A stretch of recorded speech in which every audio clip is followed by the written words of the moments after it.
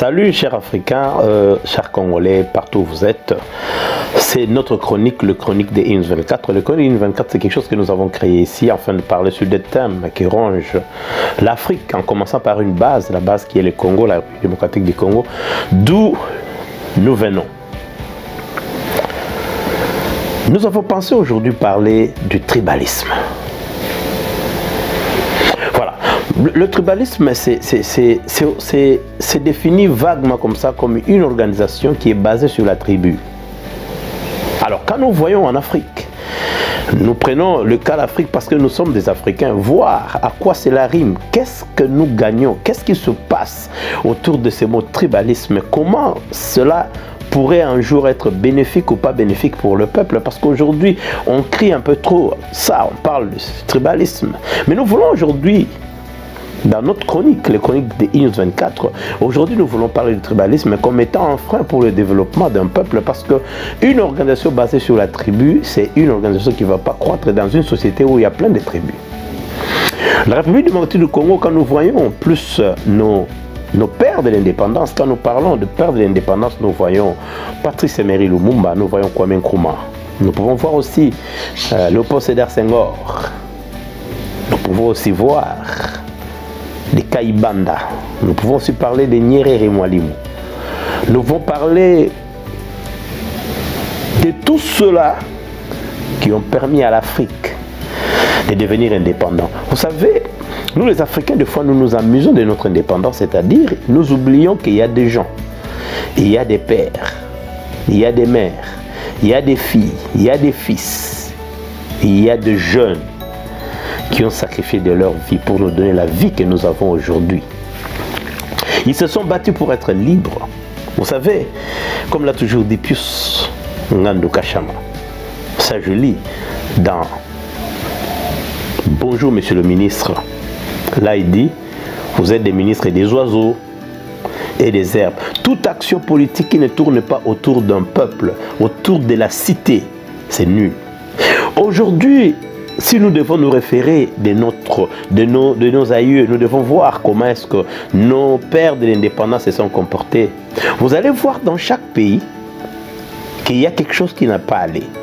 Il y a dans un coin certaines personnes qu'on a pu, parce qu'évidemment nous disons l'histoire a été écrite avec beaucoup de passion pour tout simplement plaire certains aux colons, d'autres dans des groupes qui appartiennent, et surtout que ces groupes-là, d'autres étaient des groupes tribaux, comme nous le disons aujourd'hui.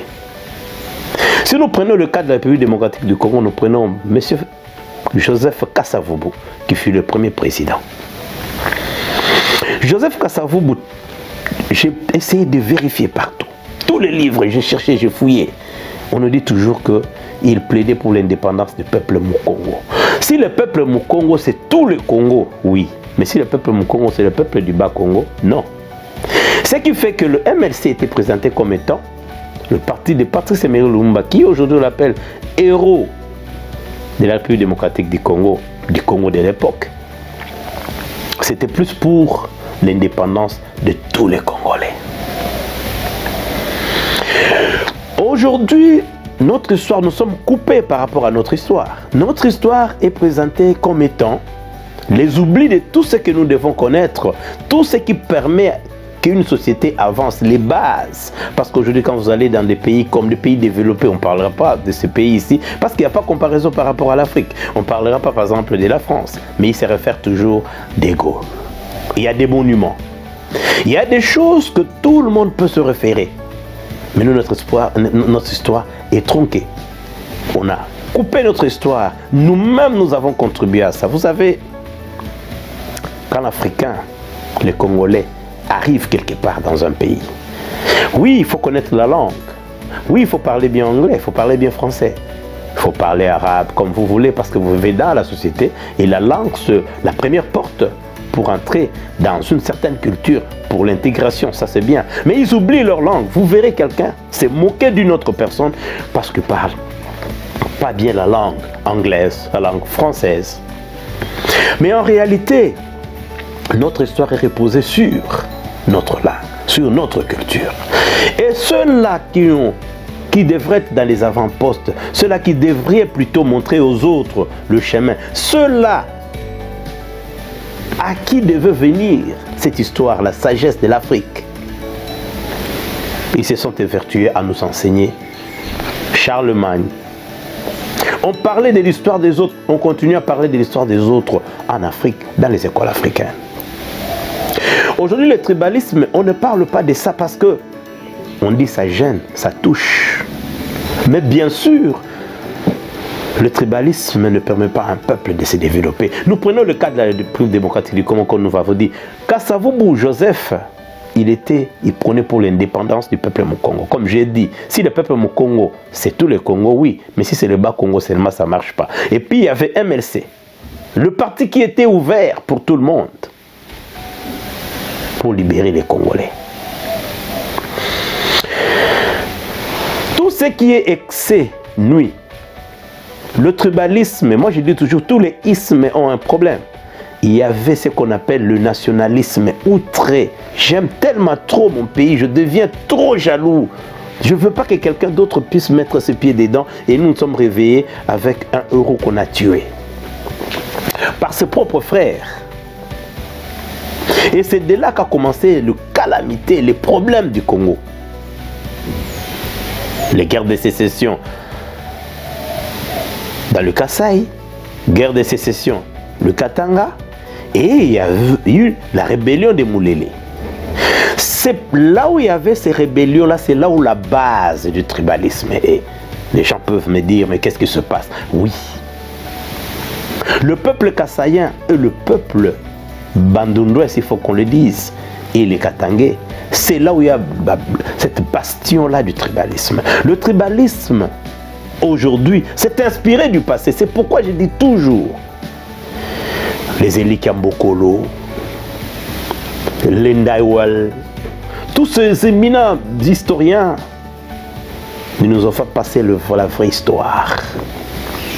Évidemment, celui qui suit les chroniques des News 24 devait plutôt suivre les professeurs de grands profs. Ici, je parle à ceux-là qui sont moins intelligents, qui sont comme moi.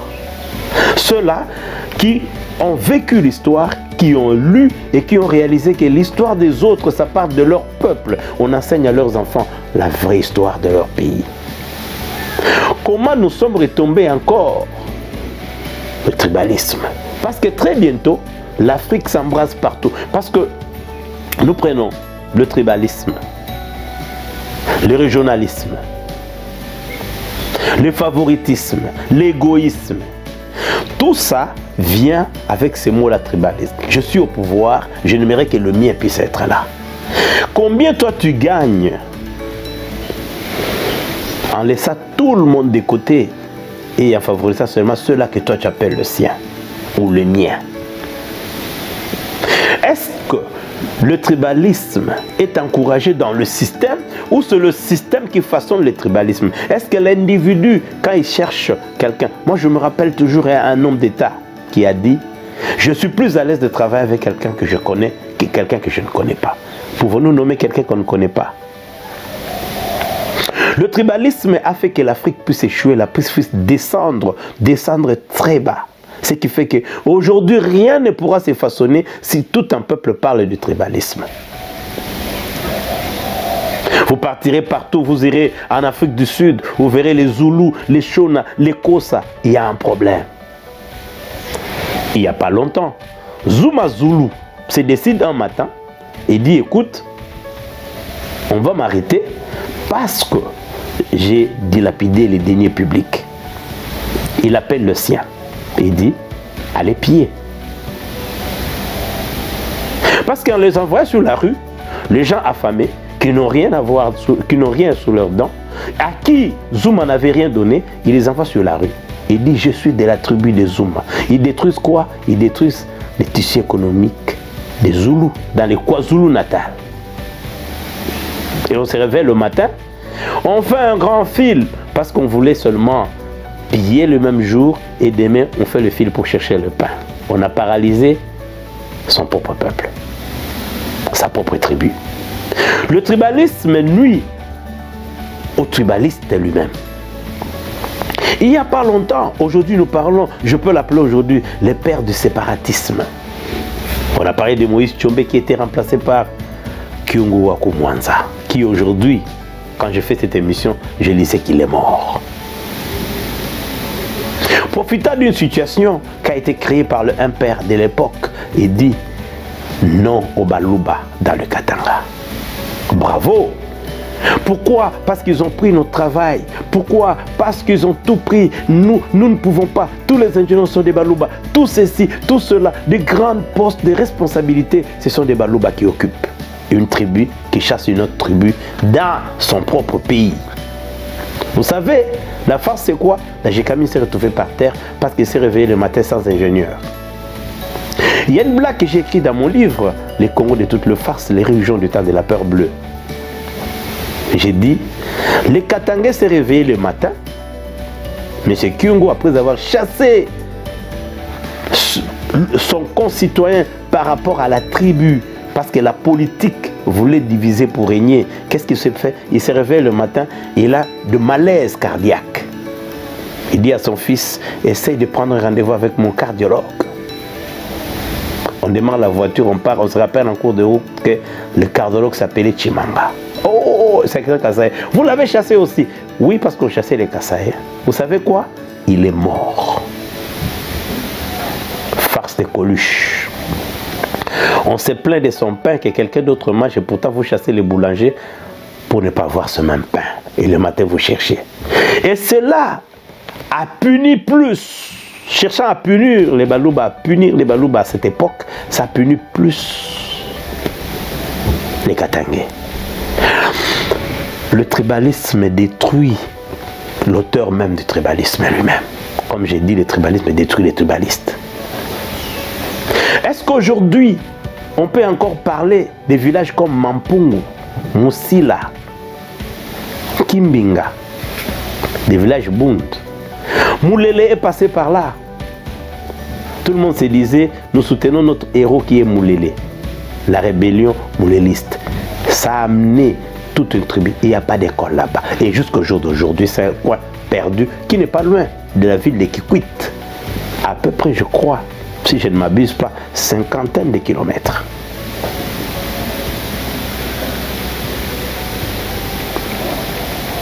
L'allure, là où l'Afrique se dirige, vous avez vu au Kenya, les Kikuyu se sont battus parce que 2 présidents se sont retrouvés au sommet de l'État,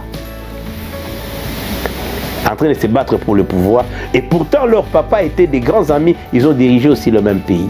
Uhuru Kenyatta, qui est aujourd'hui au pouvoir.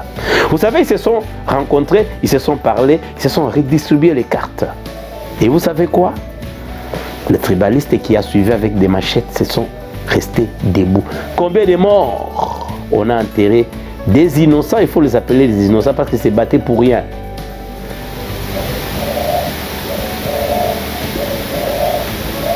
Vous partez au Gabon, pareil. Il y a la guerre nord-sud. Vous partez en Côte d'Ivoire, l'Ivoire était amené. C'est ça aussi, les tribalistes. Un peuple qui est tribal, c'est un peuple qui vote des lois père et mère. La discrimination, c'est le tribalisme. Ça ne paye pas pour celui qui l'instaure. Le tribaliste. Le favoritisme, le régionalisme. La diversité crée le développement.